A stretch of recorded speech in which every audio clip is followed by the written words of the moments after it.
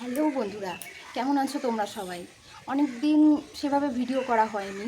তো আজ আমি চলে এসেছি আবারও তোমাদের সঙ্গে নতুন একটা ভিডিও নিয়ে। যেহেতু শরীরটা খুব একটা ভালো ছিল না, তাই সেভাবে ভিডিও দিতে পারছিলাম না কয়েকদিন ধরে। তো এখন থেকে মনে করেছি আর এই ধরনের ঢিলেমি দেবো না। শরীর তো থাকলে খারাপ হবেই মানুষের। তো সেইভাবেই যেরকম থাকি, যেরকমভাবে শরীর চলুক। তো রেগুলার তোমাদের কাছে আসবো নতুন নতুন ভিডিও নিয়ে। আজকের ভিডিওটা হচ্ছে সকাল থেকে না, বেশ কিছুদিন ধরে খুব চুনো মাছ খেতে ইচ্ছে করছে। এই ধরো মোরলা মাছ যেটাকে বলে। তো বাবাকে আজকে বলছিলাম যে বাবা, সকালবেলা একটু নিয়ে এসো না মাছ, খুব খেতে ইচ্ছা করছে। তাই জন্য বাবা অল্প করেই মানে আপাতত তো বাড়িতে আমি, মা আর বাবাই রয়েছি, আমি বাপের বাড়িতে রয়েছি যেহেতু। তো বাবা আমাদের তিনজনের মতো অল্প করেই একটু মাছ নিয়ে এসছে। আর মা যেহেতু ডিউটি চলে যায়, সেহেতু মা রান্না করে যেতে পারেনি, আর বাবাও মাছটা এনে দিয়ে চলে গেছে। তো আজকে আমি মাছটা রান্না করব। আগে কখনো না চুনো মাছের ঝাল রান্না করিনি, এই ফার্স্ট টাইম করছি। তাই ভাবলাম যে একটু তোমাদের সাথে শেয়ার করা যাক। আর চুনো মাছের আর কী রেসিপি হয় যদি তোমরা জেনে থাকো, অবশ্যই আমাকে জানাবে কমেন্টে। চলো দেখে নেওয়া যাক আজকে আমি মোরলা মাছটা কীভাবে রান্না করছি। প্রথমে মাছটাকে কেটে ভালোভাবে নুন হলুদ মাখিয়ে ধুয়ে রেখে দিয়েছিলাম কিছুক্ষণ। তারপরে ওই সাইডে আমি একটু মাছের মধ্যে একটু আলু দেবো বলে আলু কেটে নিয়েছি, কুচি কুচি করে পেঁয়াজ, টমেটো আর লঙ্কা কেটে নিয়েছি। এদিকে আমি ওভেনটা জ্বালিয়ে কড়াইটা গরম হতে দিয়েছি। তারপর আমি এই কড়াইয়ের মধ্যে দিয়ে দেব কিছু পরিমাণ সর্ষের তেল। হ্যাঁ, আমি সর্ষের তেলে বরাবর রান্না করতে বেশি পছন্দ করি, কারণ সর্ষের তেলে তরকারির টেস্টটাই হয় পুরো আলাদা ধরনের। এবার কড়াইটা গরম হয়ে গেলে, মানে তেলটা গরম হয়ে গেলে আমি মাছটা অল্প অল্প করে ছাড়বো। যেহেতু মাছটা পরিমাণে একটু বেশি, তাই আমি দুভাগে মাছটা রান্না করব। আমি মাছ রান্না করতে, মানে মাছ ভাজতে খুব ভয় পাই, কারণ এই যে তেল ছেটে, এই জিনিসটা আমার প্রচণ্ড ভয় লাগে। তোমরা আমার মতো আর কে কে আছো এরকম, প্লিজ কমেন্টে জানাবে, যারা মাছ রান্না ভাজতে প্রচণ্ড ভয় পায়। তার পিছনেও একটা কারণ আছে, তাহলে সেই গল্পটা তোমাদের বলি শোনো। একদিন রুই মাছ ভাজতে গিয়ে আমি বুঝতে পারিনি যে রুই মাছের মাথা কখনো ফাটতে পারে। হ্যাঁ, সেই জন্য আমি মাছ ভাজতে গিয়ে হঠাৎ করে রুই মাছের যে চোখটা, ওটা পুরো ফেটে এসে আমার সারা মুখ, হাত টাত সব পুড়ে গেছিলো, খুব ভয়ঙ্করভাবে পুড়ে গেছিলো। আমার মানে খুবই খারাপ অবস্থা হয়ে গেছিলো। তখন আমার এক বন্ধু আমাকে জানায় যে সিলভার এক্স মলমটা লাগানোর জন্য। তো সেটা লাগিয়ে আমি সত্যি খুব উপকার পেয়েছি। যদি তোমাদেরও এরকম মাছ ভাজতে গিয়ে এরকম অভিজ্ঞতা হয়ে থাকে, তোমরাও অবশ্যই এই মলমটা ব্যবহার করতে পারো। আর সেই সময় তোমাদের দাদা ভাই বলে না, বিয়ের আগে ভালোবাসাটা একটু বেশিই থাকে, সেই সময় তোমাদের দাদা ভাই আমাকে দেখার জন্য সেই হাবড়া থেকে ছুটে এসেছিল কল্যাণীতে। তাহলে ভাবো তখন কতটা ভালোবাসা ছিল।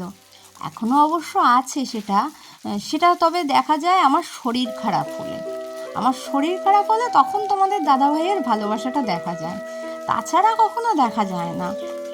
কারণ যতক্ষণ আমি বিছানায় শুয়ে থাকবো ততক্ষণ যে আমার বউ অসুস্থ, আমাকে করতে হবে সেটুকু বোঝা যায়। যদি আমি মানে বিছানা থেকে উঠে মাটিতে পা রেখেছি, তার মানে আমি সুস্থ, ব্যাস তখন ওনার হুকুম করা শুরু হয়ে যায়। তোমাদের বড়রাও কি ঠিক এরকমই করে? তোমাদের সাথে অবশ্যই কমেন্টে জানাবে। ওদিকে তোমাদের সাথে গল্প করতে করতে আমার মাছ ভাজা প্রায় শেষ হয়ে গেছে।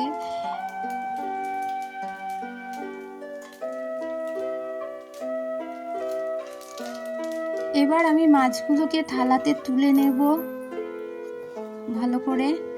তারপর আমি আবারও দিয়ে দেব সেই অর্ধেক রাখা মাছটি। দুভাগে না ভাজলে না, অনেকটা মাছ যেহেতু গায়ে লেগে লেগে যেত।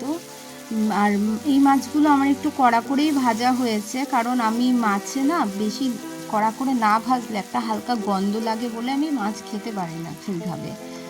আর যেহেতু এগুলো পুকুরের মাছ, সেহেতু এর মধ্যেও একটু গন্ধ লাগবে, তাই জন্য আমি মাছগুলোকে একটু ভালোভাবে ভেজে নিচ্ছি। তোমরা যাদের কোনো সমস্যা হয় না তারা হালকা ভাজাও করে নিতে পারো, কিন্তু আমার একটু গন্ধ লাগে বলে আমি মাছটা ভেজে নিই। তো আমার মাছ ভাজা পুরো কমপ্লিট হয়ে গেছে, দেখেছো কত মুচমুচে হয়ে গেছে, মাছ ভাজা দেখেই লোভ লেগে যাচ্ছে। ওদিকে আমার কড়াইয়ের তেলটাও প্রায় শেষ হয়ে গেছে। এবার অল্প তেলে তো আর আমি রান্না করতে পারি না, অনেকেই করে কিন্তু আমি পারি না, তো আমি সেই কারণে কড়াইতে একটু তেল ঢেলে নিলাম। ওদিকে আমার তেলটা গরম হয়ে আসলে আমি কিউব করে রাখা যে পেঁয়াজগুলো আছে সেগুলোকে ছেড়ে দেব। এবার পেঁয়াজটাকে আমি ভালো করে নেড়ে ভেজে নেব ব্রাউন ব্রাউন করে।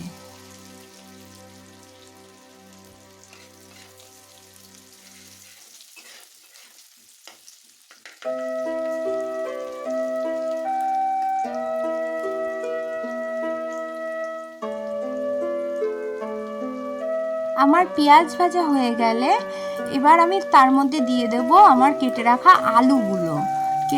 কুচি করে রাখা আলুগুলো দিয়ে আমি আবারও সুন্দর করে নেড়ে নেব পেঁয়াজের সাথে, যাতে আলুটাও মিশে যায় ভালো করে।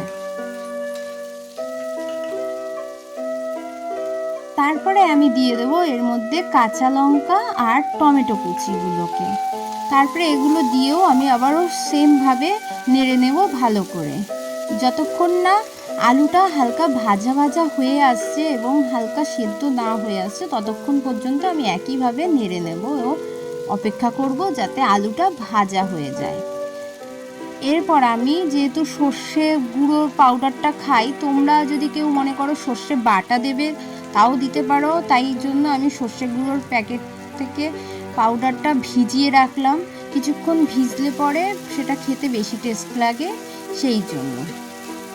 আর তোমরা যারা সর্ষে বাটা খাও তারা সর্ষে বাটা। এবার আমি এর মধ্যে দিয়ে দেবো পরিমাণ মতো নুন, হলুদ গুঁড়ো, লঙ্কার গুঁড়ো।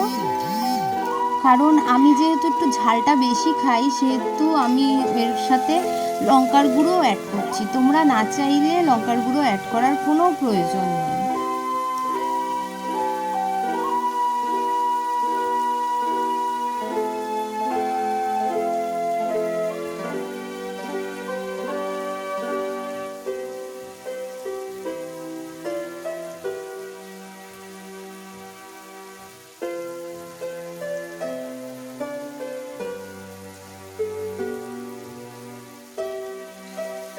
আবারও তরকারিটাকে সুন্দর করে নেড়ে নেব ভালো করে। এবার দেখো কত সুন্দর টমেটোটা আমার গলে গেছে আর তরকারিটাও কত সুন্দর গা মাখা মাখা হয়ে গেছে। এবার আমি এর মধ্যে কিছু পরিমাণ জল অ্যাড করব। একটু জল দিলে গ্রেভি মতো একটা খুব সুন্দর হয়, সেই কারণে আমি অল্প পরিমাণ জল অ্যাড করব এর মধ্যে। এবার তরকারিটাকে আমি 2-1 মিনিটের জন্য একটু ঢেকে রাখবো যাতে ভাপে আলুগুলো হালকা সেদ্ধ হয়ে যায়।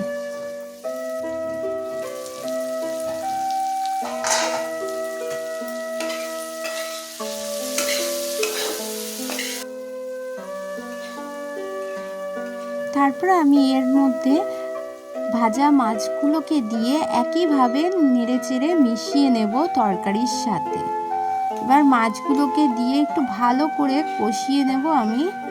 তারপর আমি মাছগুলো যে একটু কষানো হয়ে যাবে তার মধ্যে দিয়ে দেব পরিমাণ মতো জল আর দিয়ে দেব সর্ষে বাটা পাউডারটা।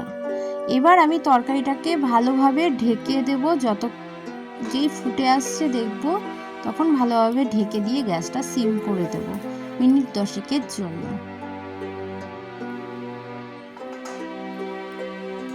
ওদিকে আমার মাছের তরকারি হয়ে গেছে, মাছের ঝাল সেটা কমপ্লিট হয়ে গেছে আর ঝোলটাও অনেকটা টেনে নিয়েছে, কি সুন্দর গা মাখা মাখা হয়ে গেছে আর আলুটাও দেখছি সেদ্ধ হয়ে গেছে। তো প্রায় আমার রেডি হয়ে গেছে। যদি তোমরা মনে করো যারা ধনেপাতা খাও সেভাবে, তো তোমরা যদি মনে করো এর মধ্যে ধনেপাতা দেবে তো ধনেপাতা দিলে দারুণ টেস্ট হয়, তোমরা ধনেপাতা দিতে পারো। আমার বাড়ির সামনে দিয়ে সেরকম কোনো সবজির গাড়ি যায়নি আর বাজারে যাওয়ারও কেউ ছিল না বলে আমি ধনেপাতাটা অ্যাড করতে পারিনি। তো চলো এবার এই মাছের ঝালটাকে ঢেলে ফেলা যাক অন্য একটা কন্টেনারে। এই ছিল আজকে আমার মোরলা মাছের ঝালের রেসিপি। তোমাদের কেমন লেগেছে অবশ্যই আমাকে কমেন্টে জানাবে। আর নতুন নতুন রেসিপি জানতে চাইলে অবশ্যই তাও জানাবে। আমি নতুন নতুন রেসিপি নিয়ে আবারও আসবো তোমাদের কাছে। আর যদি আমার এই রেসিপিটি ভালো লাগে অবশ্যই কমেন্টে জানাবে। আর তোমরাও যদি অনেক রকম রান্না জেনে থাকো সেগুলোও প্লিজ কমেন্টে জানাবে। আর যদি ভালো লেগে থাকে আমার চ্যানেলটা অবশ্যই সাবস্ক্রাইব করতে আর লাইক বাটনটা অন করতে ভুলো না। আবার দেখা হচ্ছে অন্য একটা ব্লগে। আজকের জন্য টাটা।